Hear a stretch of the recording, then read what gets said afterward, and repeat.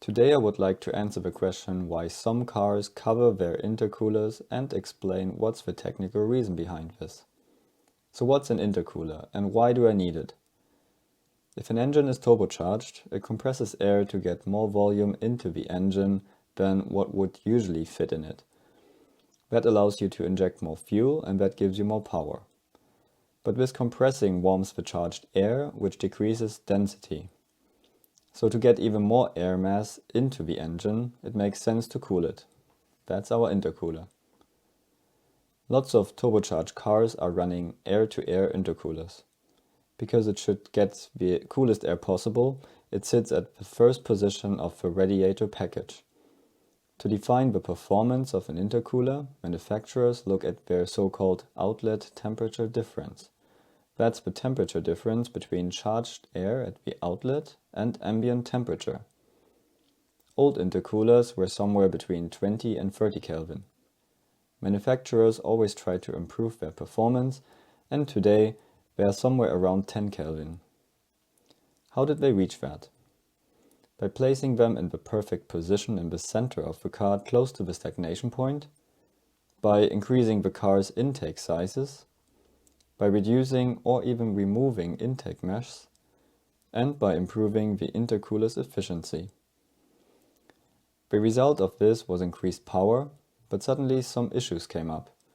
Not necessarily during testing, but customers reported sudden misfires and power dropouts in certain situations. To understand what happened here, we have to take a look at a Mollier diagram. That looks way more complicated than it really is. Customers reported that misfires happened at low temperatures with high humidity. So let's calculate a little example and take 2-degree ambient temperature and 80% humidity. So we have our point here and see that the absolute water in the air is 3.5 gram per kilogram of air. Now we go through the turbocharger. Increase the pressure from 1 bar atmospheric to 2 bar and the diagram changes a bit. We are now at 60 degree. We stay at 3.5 gram of water per kilogram air and the humidity is now at 5% because warm air can store more water. We now run through the intercooler. The pressure stays the same, but the temperature decreases to, let's say, 6 degree. But now at this high pressure, we hit the saturation line. So the 100% line, already at 8 degree. That means the air is cooled down so much it cannot store any more water and condensation starts. We run down the saturation line to 6 degree and see that the absolute water in the air decreases from 3.5 gram to 3 gram per kilogram of air. So what happened to the 0.5 grams of water? They condensated and became water drops in the intercooler at a rate of 0.5 gram per kilogram of air. If we now assume we have a 2-liter turbo engine running at 3000 RPM with 2 bar absolute pressure, so 1 bar boost, we press double the amount of air into the engine, so 4 liter every 2 revolutions, because it's a 4-stroke engine. This means we have 100 liter of air running through the engine per second. That is 0.1 cubic meter per second and 0.2 kilogram per second at this density. With the condensation we calculated before, it means that we have 0.1 gram of water drops per second, or 6 gram per minute, or 360 gram per hour.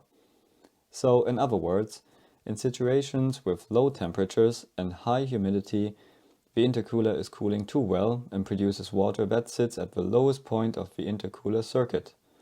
It's building up over time, and if you quickly want power, like when you want to overtake somebody, you suddenly suck all the water into the engine and you get power dropouts. Because all manufacturers opted for better intercooling and physics is the same for everybody, lots of manufacturers have the problem now that their intercooler is simply too powerful in some conditions. So how did manufacturers solve that? After years of increasing intake sizes, increasing intercooler sizes and optimizing their positions, manufacturers simply cover their intercoolers to reduce their performance and to quickly avoid customer complaints. On the other hand, it's very easy to improve intercooling on these cars and to increase power. but power dropouts in certain situations are possible. So I hope you liked this little insight, and let me know if you have a car like that in the comments below.